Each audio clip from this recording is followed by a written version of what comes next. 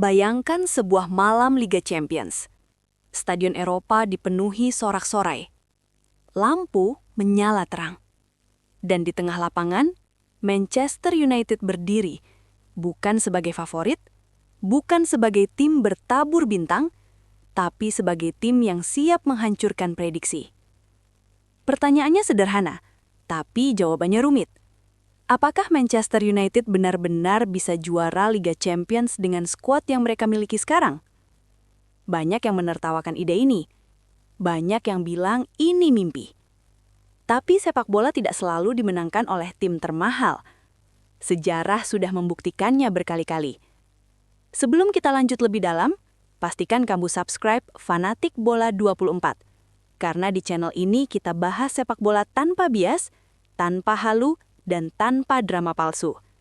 Kalau kamu fans MU atau pecinta sepak bola Eropa, video ini wajib kamu tonton sampai habis. Sekarang mari kita masuk ke inti pembahasannya. Manchester United dalam skenario ini bermain dengan formasi 4-2-3-1. Formasi yang sudah melahirkan banyak juara Liga Champions. Formasi yang menuntut disiplin, kecerdasan, dan kerja tim. Di bawah Mistar, berdiri Lamens. Ia bukan kiper dengan nama paling besar, tapi dalam sistem ini ia tidak dituntut menjadi pahlawan setiap laga. Yang dibutuhkan hanyalah ketenangan, positioning yang benar, dan keputusan cepat. Di Liga Champions, satu blunder bisa menghapus satu musim penuh. Lini belakang diisi oleh Dalot, Maguire, Martinez, dan Shaw. Kombinasi bek agresif dan bek berpengalaman.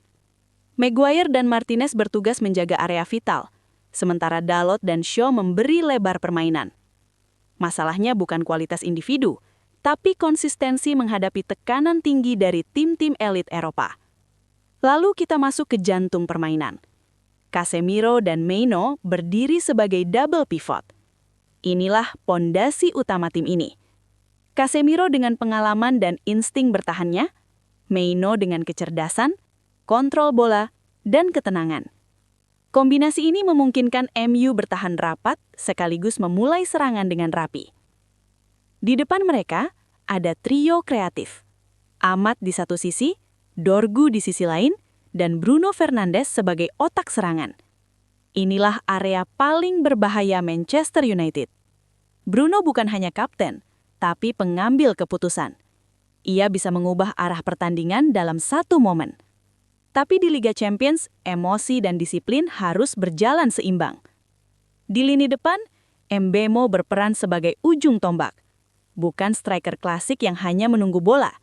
Ia harus membuka ruang, menekan bek lawan, dan menjadi pemicu serangan. Dalam sistem ini, gol bukan hanya tugas satu orang, tapi hasil kerja seluruh tim. Di bangku cadangan, ada opsi perubahan tempo. Ugarte untuk menambah kekuatan bertahan, Kuna untuk memberi variasi serangan, Mount untuk menjaga intensitas di menit-menit akhir. Inilah detail kecil yang sering menentukan nasib tim di fase gugur. Sekarang kita bicara soal pelatih. Michael Carrick dikenal sebagai sosok tenang, rasional, dan sangat memahami DNA Manchester United. Di Liga Champions, pelatih bukan sekedar peracik taktik, tapi pengendali emosi tim. Satu keputusan salah di malam Eropa bisa berakibat fatal. Jika dibandingkan dengan raksasa Eropa seperti Real Madrid atau Bayern, Manchester United mungkin kalah nama dan pengalaman. Tapi mereka bisa unggul dalam struktur dan disiplin. Dan di turnamen seketat Liga Champions, itu seringkali lebih penting daripada sekedar reputasi. Faktor X juga tidak bisa diabaikan. Undian, cedera, dan momentum bisa mengubah segalanya.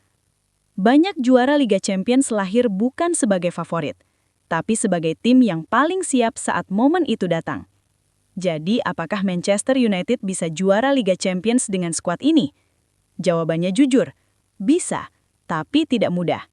Mereka bukan tim paling kuat di atas kertas, tapi bisa menjadi tim paling berbahaya jika semuanya berjalan sempurna.